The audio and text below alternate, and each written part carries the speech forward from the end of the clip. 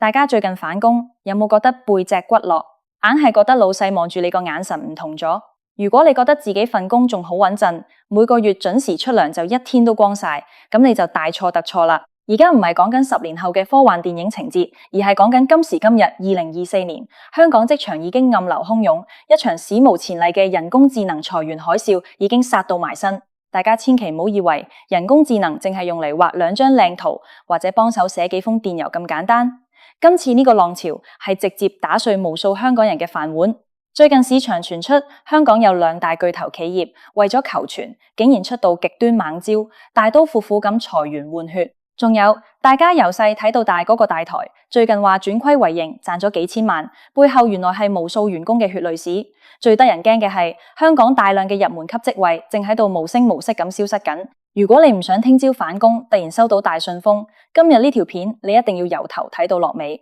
因為我會同你拆解呢場職場大屠殺嘅真相，同埋教你點樣喺呢個亂世入面保住自己個飯碗。大家試下回顧過去呢幾年，香港嘅經濟環境真係可以話係翻天覆地。由2019年開始，到之後嘅疫情洗禮，再到而家全球經濟放緩，息口高企，老闆面對嘅壓力真係前所未有咁大。以前經濟好嗰陣，公司請多幾個人返嚟沖下咖啡、打下雜都冇所謂，但係而家每一分每一毫都要計過度過。喺呢個生死存亡嘅關頭，人工智能嘅出現對老闆嚟講簡直就係一條救命稻草，但對打工仔嚟講就係一把無情嘅屠龍刀。我哋先講下最近震驚商界嘅消息，香港有2間喺唔同領域佔據龍頭地位嘅巨頭企業，為咗應對呢個寒冬，竟然採用咗極端嘅手段嚟自保。呢2大巨頭，一間係搞地產零售嘅，另一間係通訊科技界嘅老大哥。以往呢啲大公司係打工仔心目中嘅金飯碗，入得去就以為可以做到退休。但係時代唔同咗，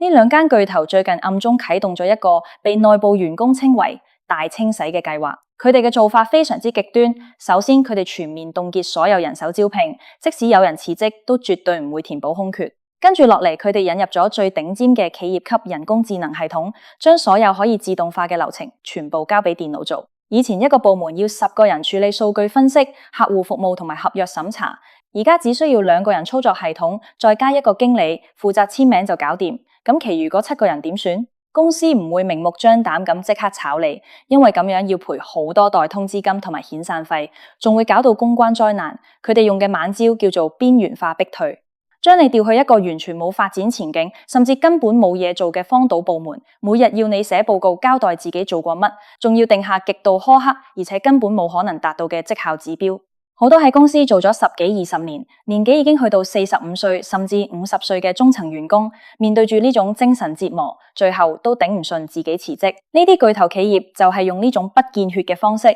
成功將人力成本大幅削減咗30%以上。對股東嚟講，呢啲係英明嘅決策。但對無數失去家庭經濟支柱嘅員工嚟講，呢個係徹頭徹尾嘅悲劇。講開大公司嘅殘酷，就不得不提大家由細睇到大嘅大台。最近大台公布業績，高調宣布終於扭虧為盈，下半年賺咗幾千萬。好多人睇到新聞，可能以為大台終於閪到新出路，或者拍咗咩神級劇集，吸引到大量廣告商回歸。但如果你有留意開傳媒生態，或者有朋友喺入面做緊，你就會知道呢幾千萬嘅利潤根本唔係靠開源得返嚟，而係靠極限節流、榨乾員工血汗換返嚟嘅。大台喺過去1年進行咗史無前例嘅大裁員，將幾個頻道合併，幕前幕後裁減咗數以百計嘅員工。以前一個節目有監製、導演、幾組攝影師、燈光師、收音師，仲有成班資料搜集員同編劇。而家呢，大台大量引入自動化同埋人工智能技術，連寫稿都可以用人工智能幫手起草，剪接又有智能軟件輔助，結果就係留低嘅員工工作量呈幾何級數上升。一個原本只需要負責導橋嘅撰稿員，而家要兼顧埋蓋圖、剪片，甚至做埋字幕。好多大台員工日做16個鐘，連返屋企瞓覺嘅時間都冇，直接喺公司冷氣房鋪張紙皮就當床。佢哋嘅人工有冇因為工作量增加而多咗？答案係1毫子都冇加過。大台就係靠住犧牲這班留守員工嘅健康同私人生活，將製作成本壓到最低。嗰幾千萬嘅盈利，每一張銀紙都沾滿咗幕後人員嘅血淚。最令人心寒嘅係，大台管理層仲覺得呢個模式非常成功，計劃未來會繼續用科技取代人手。呢個就係香港職場嘅一個殘酷縮影。當企業將利益最大化放喺第一位嗰陣，打工仔嘅價值就變得一文不值。其實大台同埋兩大巨頭嘅做法，只不過係冰山一角，更深層次、更具破壞力嘅危機，係香港嘅入門級職位正喺度大批咁消失。各位準備畢業或者啱啱投身社會嘅後生仔，你哋將會面臨香港開埠以嚟最地獄級嘅就業難關。以往嘅香港職場係有一個非常完善嘅階梯，一個22歲嘅大學畢業生，無論係讀文科、商科定係理科，出到嚟社會總會去到一份初級助理、見習生或者文員嘅工作。呢啲入門級職位嘅人工雖然唔高，可能得15000蚊到18000蚊，但佢提供咗一個非常重要嘅學習機會，等新鮮人可以喺錯誤中學習，累積實戰經驗，慢慢晉升到中層甚至高層。但係人工智能嘅普及，徹底摧毀咗呢條人才培訓嘅階梯。老闆們好現實咁計過一條數，請一個啱啱畢業嘅後生仔，要每個月俾萬幾蚊人工，仲要供強積金，又要放勞工假同有薪年假。最慘係呢啲新人乜都唔識，做嘢手腳慢，仲隨時會做錯嘢，連累公司。但如果公司每個月只係俾幾百蚊訂閱費，買一套頂級嘅人工智能軟件，佢可以24小時不停運作，唔會扭計，唔會請病假，唔會要求加人工，而且做嘢嘅速度同準確度，分分鐘贏過一個做咗3年嘢嘅熟手員工。喺呢個強烈對比之下，如果你係老闆，你會點揀？結果就係所有偏向重複性、需要大量資料搜集、初步分析同埋基礎內容創作嘅工作，全部被人工智能秒殺。例如廣告公司嘅初級文案撰稿員，以前要幾個人到幾日先諗到10條橋，而家輸入幾個關鍵字，人工智能10秒鐘之內就可以生成100個非常有水準嘅宣傳口號。又例如初級平面設計師，以前要用幾個鐘頭去退地、調色、排版，而家人工智能一鍵搞掂，甚至可以根據指示直接生成高解像度嘅插圖。仲有會計師樓嘅核數助理、律師樓嘅法律助理、編程公司嘅初級寫曲員，甚至係做翻譯嘅從業員，全部都成為咗重災區。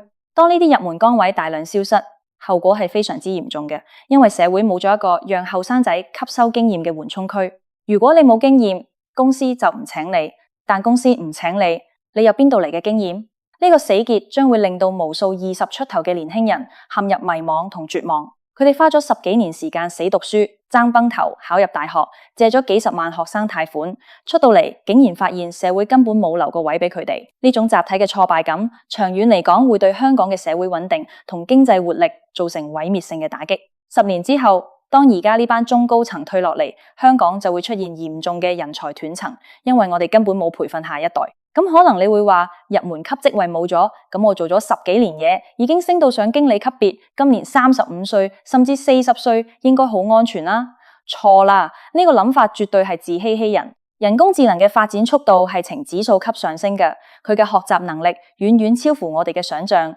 當底層嘅執行工作全部被機器取代，中層管理人員嘅價值就會受到極大嘅質疑。經理嘅作用係咩？好多時就係分配工作俾下屬，監督進度，修改下屬嘅錯誤，然後向上級匯報。但係當你嘅下屬變成咗一個完美無瑕、唔會犯錯嘅人工智能系統，你仲有咩嘢需要管理？好多中層員工而家正面臨一種溫水煮青蛙嘅危機。老闆可能暫時仲需要你嚟操作呢啲人工智能工具，或者需要你嘅行業知識嚟把關。但當系統越嚟越聰明，老闆就會發現，其實佢自己或者一個高級主管直接向人工智能下達指令就已經足夠，根本唔需要中間隔多一個中層經理嚟做傳聲筒。加上呢班中層員工通常人工唔低，閒閒地都4萬蚊，甚至700萬蚊一個月。喺公司眼中，佢哋就係最肥美嘅一塊肉。一旦經濟環境轉差，或者公司要瘦身，呢班上有高堂，下有妻兒，每個月仲要供樓嘅中產階級，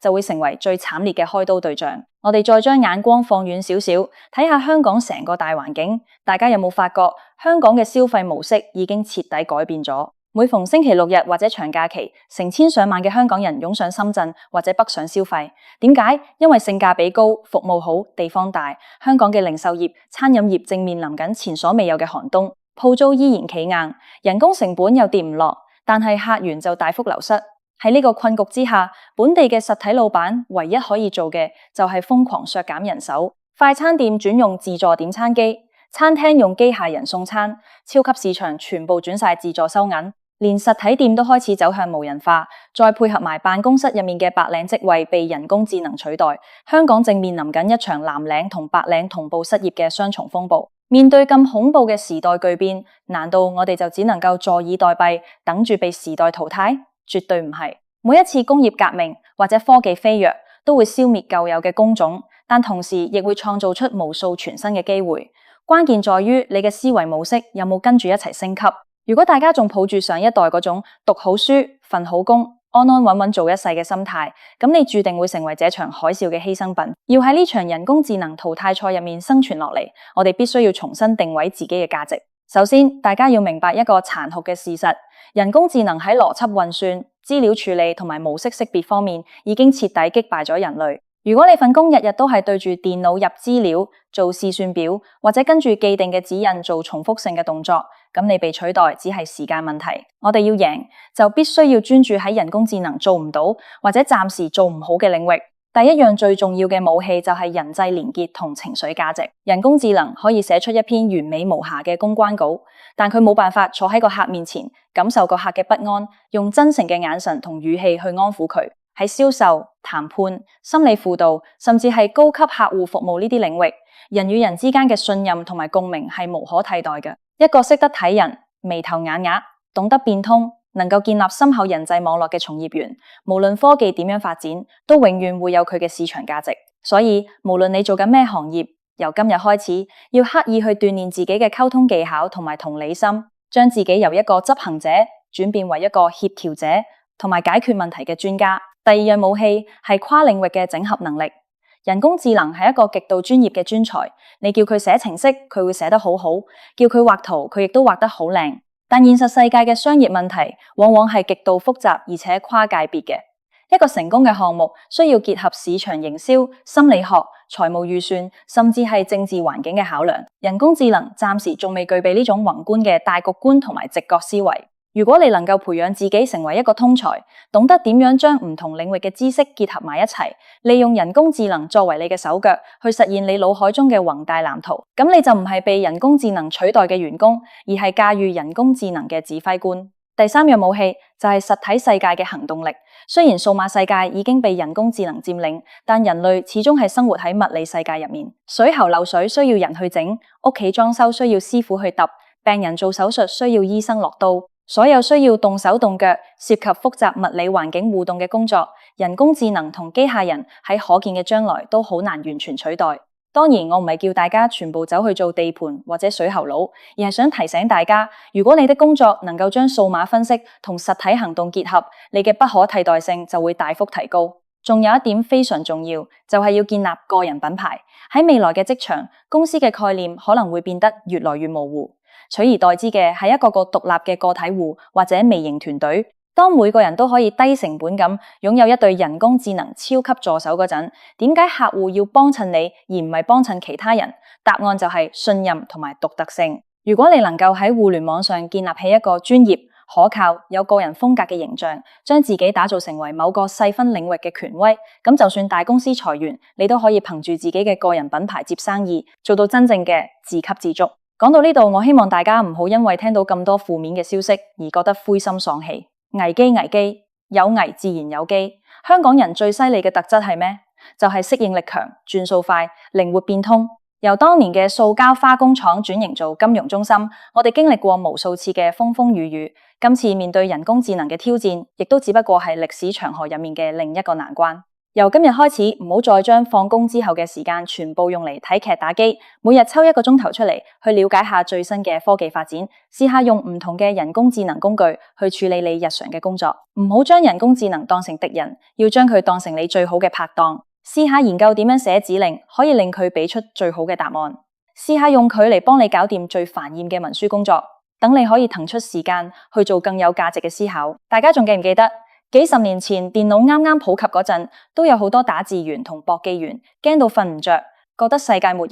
但結果呢？電腦創造咗千萬個全新嘅行業，由軟件工程師到網絡營銷，無數嘅財富因此而誕生。今日嘅情況亦都一樣。當大量低技術、重複性嘅工作被淘汰，意味着人類社會將會迎來一次巨大嘅生產力飛躍。未來10年將會湧現一大批我哋而家連名都未聽過嘅新工種，例如人工智能、倫理顧問、虛擬世界架構師、人機互動體驗設計師等等。只要我哋保持飢渴，保持好奇心，不斷學習，我哋絕對可以喺呢個新時代入面到屬於自己嘅黃金機會。各位打工仔，時代嘅巨輪已經轟隆轟隆咁碾壓過嚟，無人可以阻擋。大公司嘅裁員猛招，大台嘅血汗利潤，入門崗位嘅消失，全部都係呢個大時代嘅注腳。我哋無得怨天尤人，亦都無得逃避。唯一可以做嘅就係直面恐懼，武裝自己，令自己變得比人工智能更加聰明，更加有溫度，更加無可替代。多謝大家睇到呢度。如果你覺得今日嘅內容對你有啟發，或者你身邊都有朋友正面對緊職場嘅迷茫，懇請你將呢條片分享出去，俾多啲人及早覺醒，及早準備。記住撳埋訂閱同埋鐘仔，我哋會繼續為大家拆解更多最貼地、最殘酷，但亦都最真實嘅社會現象同生存法則。喺下面留言話我知，你覺得自己嘅行業有幾大機會被取代？你又諗好咗咩對策未？大家交流下，一齊度過呢個職場寒冬。我哋下條片見。拜拜。